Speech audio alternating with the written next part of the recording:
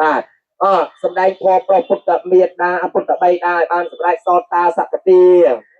សម្ដែងធម្មបាលជាដកឲ្យបានអនាគីសម្ដែងច័ន្ទកណ្ដរីជាដកនាងយសោតិរាពំពាបានសតតាបាទបន្តបន្ទាប់រៀបរាប់ក្រាបទូលព្រះអង្គពីថាព្រះអង្គអត់ជឿទេកាលទេវតាមកប្រាប់ថាណាកូននឹងសយវិធីមង្គលដែរអត់ជឿទេបើបានត្រាស់ដឹងជាពុទ្ធមិនស្លាប់ទេអញ្ចឹងបានព្រះអង្គលើកធម្មបាលជាដកមិនមែនតែឥឡូវទេពុទ្ធបីតាតាំងពីមុនម្លេះ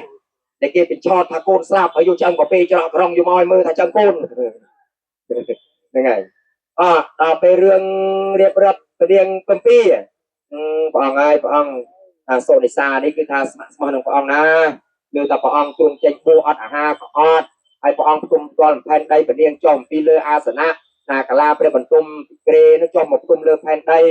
លើថាព្រះអង្គទ្រទ្រង់សពុតការស័ក្តិបោះបួសក៏ទ្រទ្រង់រៀបចំដែល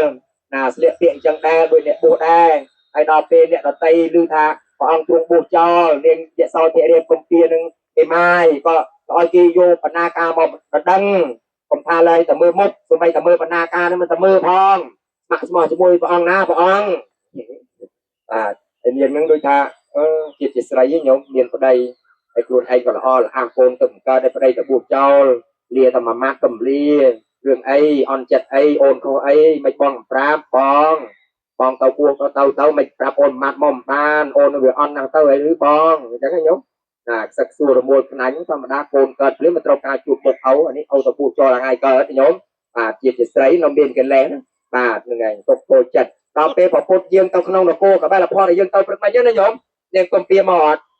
អត់មកទេនៅក្នុងកលាមទុំព្រះសំណាក់នោះចូលចិត្តនឹកឃើញថាបើព្រះស្វាមីហ្នឹងទ្រង់ស្គាល់ទ្រង់ដឹងអាត្មាអញគង់តែយាងមកផ្ទាល់អញ្ចឹងដល់ពេលប្របាទសពុទ្ធៈចាប់នាងទាសីឲ្យទៅរតនីហើយព្រះបាទសទ្ធតបរិស័ទ